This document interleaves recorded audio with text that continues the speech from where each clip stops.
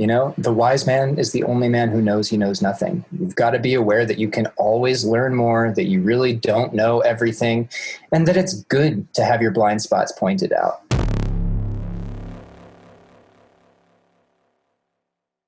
The difference between a pro and an amateur is being able to let go of that time that you spent when it isn't right. You know, that is one of the hardest things to do, one of the hardest hurdles to overcome, going from amateur to better than amateur, is all that 2 hours that you spent rewriting that bass line. You know, it's not actually better. You got to go back to the old one. And you have to be okay with that. You got to bite the bullet, swallow your pride, and make objective decisions for the betterment of the song. And, you know, that layer that you spent 2 hours building, this is going to work perfectly, and then it doesn't work. Like, I remember so many times where I would just be like, oh, it's okay. I'll turn it down to like -30. Like, I spent so much time on it. It adds a little something, and I'll just turn it way down and just leave it in there. No. No, bite the bullet, delete it, turn it off. Just delete it. If you turn it off, you might turn it back on. Just fucking delete it if it doesn't work. Kill the puppy. And move on. Oh my God, yes. Never be afraid to kill your baby. Yeah, sorry, old yeller. What did you say in our session earlier? I don't use the. Oh, are you talking about me? Talking to me? Yeah. So I don't use the metaphor killing puppies because I don't know if that fully conveys exactly the feeling for me, at least. For me, it's killing babies because I spend time nurturing them. I'm literally growing this little thing that I love, and then I have to drown it in a fucking bathtub when it doesn't serve me. And I know that's so dark, but this is how I explain this to my students is like, you know what? It's okay to kill the little babies in the service of the great baby. And the great baby is the overall composition. Make sure you're serving the great baby by drowning the little babies that are not necessarily helping. This is totally sounding like a cult. Yeah. Serve the great baby. All hail, great baby. Am I in the wrong meeting? I thought That's why you're totally right, though, Chris. I like to get people on this idea of seed mentality. Like, if you have a baby, it's a baby. It's your responsibility, no matter how much of a dick that kid turns out to be when he's 2 and learns the word no, or when he's 13 and learns the words fuck you, dad. Like, you still got to keep that guy alive and fed and clothed. And, you know, a hamster has like 10 babies at once and eats 4 of them because it needed lunch. And a dandelion...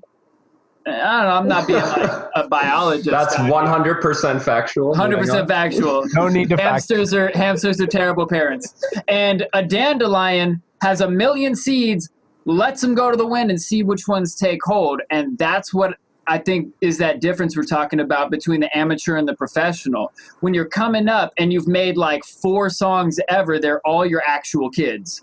If you've made like 50 songs, they're like, well, you know, they'll run around. Some of them get eaten by cats. What are you going to do? And when you've made 1,000 songs, it's like Spiderhound was saying on the episode we recorded a couple of weeks ago. It was like, I make a song every day, and 8 out of 10 of them are definitely not even worth going back into. And maybe 1 out of 10, maybe, is worth releasing. Absolutely. No, that's it.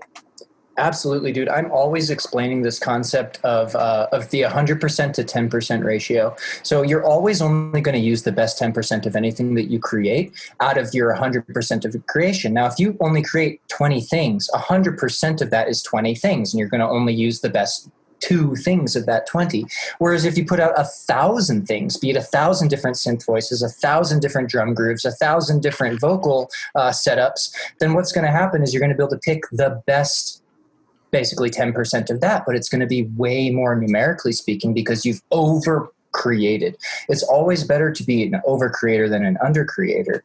And it can be challenging to get stuck in the rut of creativity and be like, how can I have more creativity? How can I be more thoughtful? How can I be more full of output?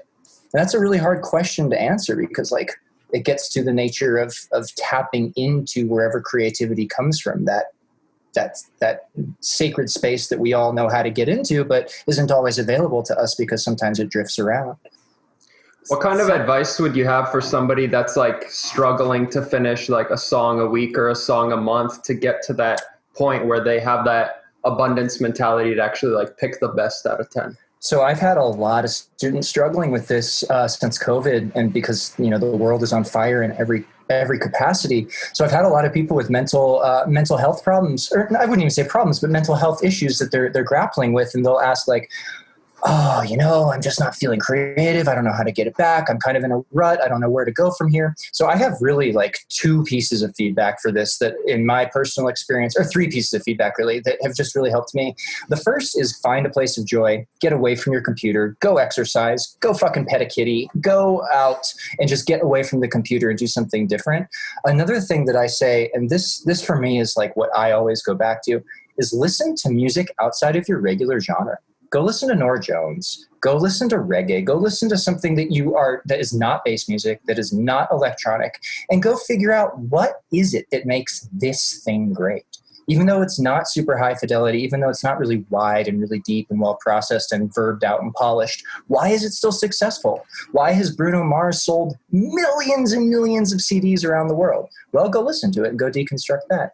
So I find that getting out of your habits is a good way to grow. And if your habit is to only listen to Bass Nectar, you're not making room to grow.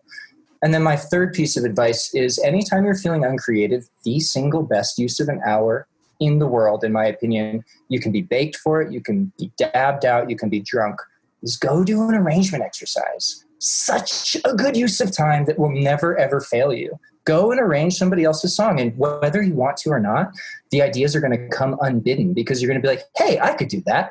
Oh, hey, this is where that fill is. I could do that. And so the ideas are going to come whether you want them to or not, simply because you're looking at other commercially viable music.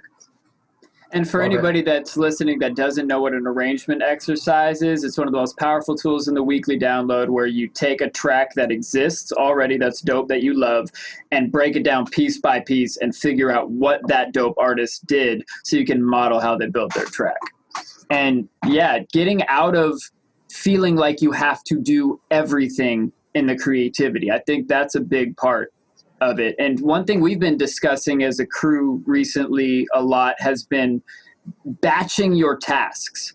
Like, oh, you need to like write melodies. You need melodies for a song. Well, if you spend all your time like working on the drums and you write one melody and you're not going to try to write a melody for a month because you're still working on the mix of this track, you're not really going to level up on melodies. But if you're just like, all right, today I'm just going to go through patches and write like 50 different melodies and bounce them into a Sparks folder, that might like really grab me next time I go sit down to write a full song, and like level up on one thing at one time a lot. Like, do you have any practices like that where instead of going for the whole song, like you break it down and focus on pieces of what you need to get better at? So I just, the Producer Dojo has started that marketplace thing, and so I sold them a pack or put a pack up there or whatever, and it's basically just kind of glitchy drums. And in that process, I just made like really interesting kind of glitched out cymbals and shaker patterns that I created the little assembly line or the little factory inside of Ableton, and just made like 14 or 15 a day. And it's a little bit tedious, but I noticed as the faster I started to do it and the more I started to do it, the better they would come out. And so like the first 50 I made, I was like, oh, these are super cool. And then 50 later, after I did 50 more, I was like, you know what, fuck the first 50. I'm just going to completely get rid of those and just work with this more refined set. So I see exactly what you're saying. When you're trying to level up in a skill, like work on just that skill. Like maybe the skill's just finger drumming, or maybe the skill's just bass sound design, or maybe the skill is just writing melodies following PVRD. All that is super, super good advice. I love it. I want to just back up for 1 second because I wanted to cover this a second ago when we were talking about using vocalists and other musicians to spice up your tracks. I'm realizing now when I say like go back and listen to other people's successful music because it's really helpful in knowing what works. I've realized that like the best music in the world is never just put out by a single person. Even Bass Nectar collabs with all kinds of other input. He's got all kinds of other vocalists and musicians working with him to put out that finished product that gets labeled Bass Nectar. I think that it's unfair to ask yourself to come up with everything. And I think it can be a really cool take on music when you invite others to contribute to your project, because they're going to have a different perspective than you are, that's going to add something rich that you never would have been able to come up with on your own. So invite other people to participate in your music. Do you feel like the band background helped you with that? Or do you feel like you went through a phase where, as a producer, and especially in the electronic music scene, it feels like there's this expectation put upon you, like you have to do everything yourself, no presets, no samples, no patches, whatever. And so did you go through a phase after coming out of the band where you felt that pressure and you had to overcome that? Or do you think that band background helped you? And so that's hilarious, because honestly, I left the band world after kind of getting into the electronic music, simply because I was sick of working with other people. I couldn't stand having to schlep drums from one venue to another. And it's like, where's my roadie for this? I'm not being paid to be the lead guitarist and then also have to fucking drag your drums around. So for me, I wanted to be self-contained. I wanted to be able to do everything myself so that I wasn't dependent and reliable on anyone else. What happens is the music just gets a little bit flat, because you're in charge of everything and you can't think of everything. Imagine if you had to educate yourself from 2 years old all the way your entire life without any sort of input from any teacher. You would have a flat existence.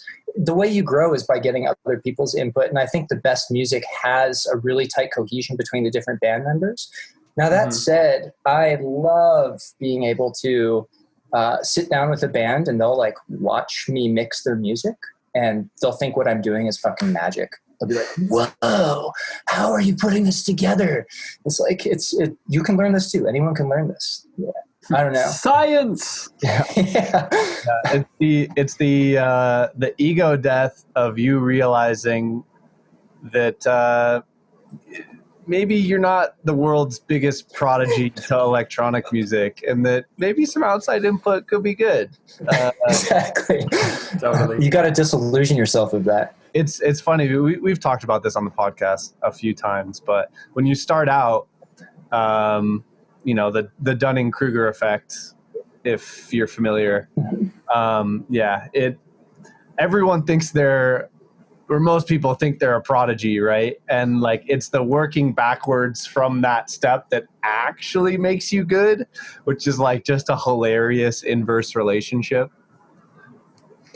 Yeah, it's hilarious. It comes back to Aristotle. The wise man is the only man who knows he knows nothing. You've got to be aware that you can always learn more, that you really don't know everything, and that it's good to have your blind spots pointed out. When I watch those Seth Drake videos, oh my goodness, it makes me cringe at how shitty I am compared to him, and yet it inspires me to stretch towards that point. So you're never done growing, and you shouldn't ever be done growing.